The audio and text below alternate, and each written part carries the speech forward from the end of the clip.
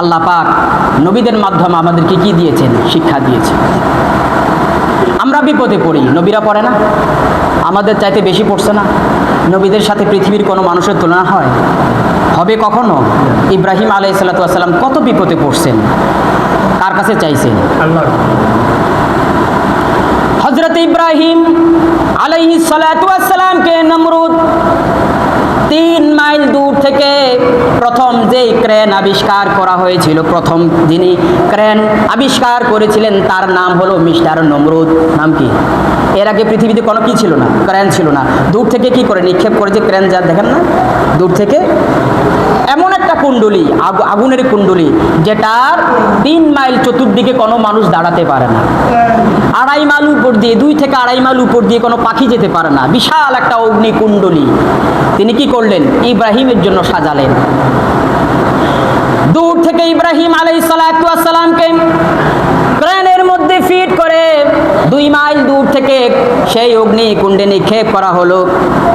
হযরতে জিবরাইল এসে হাজির, বললেন, আল্লাহর বন্ধু ইব্রাহিম খলিলুল্লাহ, আমি আপনার সাহায্যের জন্য আল্লাহ পাক আমাকে প্রেরণ করলেন। ইব্রাহিম বললেন, ও জিবরাইল, ভাই জিবরাইল, আমি এমন খোদার পূজা করি না, এমন খোদার ইবাদত করি না যেই খোদা আমাকে দেখতে পারে না, যেই খোদার কোনো ক্ষমতা নাই, এইরকম কোনো অন্ধ খোদার ইবাদত আমি করি না।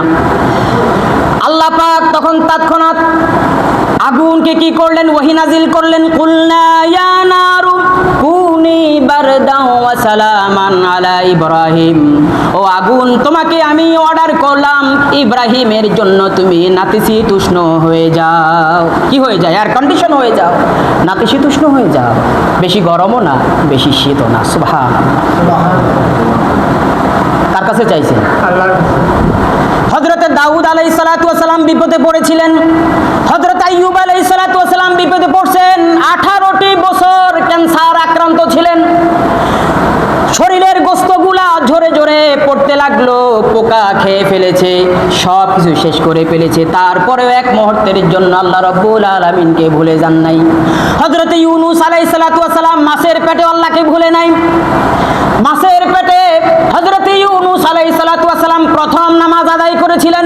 পৃথিবীতে প্রথম যদি কোনো মানুষ থাকে মাছের পেটের নামাজ আদায় করেছেন, তিনি ছিলেন হযরত ইউনূস। সুবহানাল্লাহ।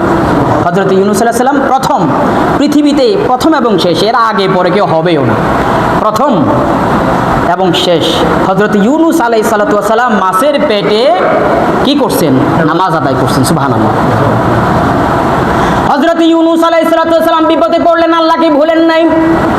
আমরা খতমে ইউনূস পড়ি, লা ইলাহা ইল্লা আনতা সুবহানাকা ইন্নী কুনতু মিনাজ জালিমিন।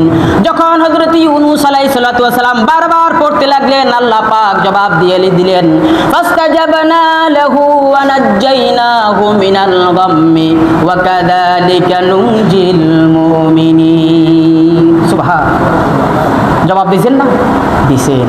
এইরকম বিপদে যদি কোনো মুমিন পড়ে, কোনো মুসলমান পড়ে, আল্লাহর কাছে যদি যায়, আল্লাহ পাক অবশ্যই কি করবেন? তাকে সহযোগিতা করবেন। সুবহানাল্লাহ। এই জন্য কোরআনুল কারীমে আল্লাহ পাক কি বলছেন? ওয়াকালা রাব্বুকুম, তোমার রব তোমাকে ডাকে। যেটা আমরা কি করি প্রত্যেকটি রাকাতে, সুবহান রাব্বিয়াল আযীম, সুবহান রাব্বিয়াল আলা, আলহামদুলিল্লাহি রাব্বিল আলামিন, প্রত্যেকটি রাকাতে সূরাতুল ফাতিহা তাসবিহর মধ্যে আমরা কি করি? রবকে স্মরণ করি। সে আল্লাহ পাক বলেন, সে রব বলেন, ওয়াকালা রাব্বুকুম, তোমাদের রব তোমাদেরকে ডাকে, উদউনি আস্তাজিব লাকুম, আমাকে ডাকো, আমার কাছে চাও, আমি তোমাদের ডাকে সাড়া দিয়ে। যত বিপদে পড়ে, ডাক্তার কি রোগ ভালো করতে পারে? আর ওষুধে কি রোগ ভালো করতে পারে? ওষুধে যদি আর ডাক্তারও যদি রোগ ভালো করতে পারে, তাহলে পৃথিবীতে কোনো মানুষ অসুস্থ হতো না। বুঝতে পারছেন? তাহলে মানুষ অসুস্থ হয় কেন?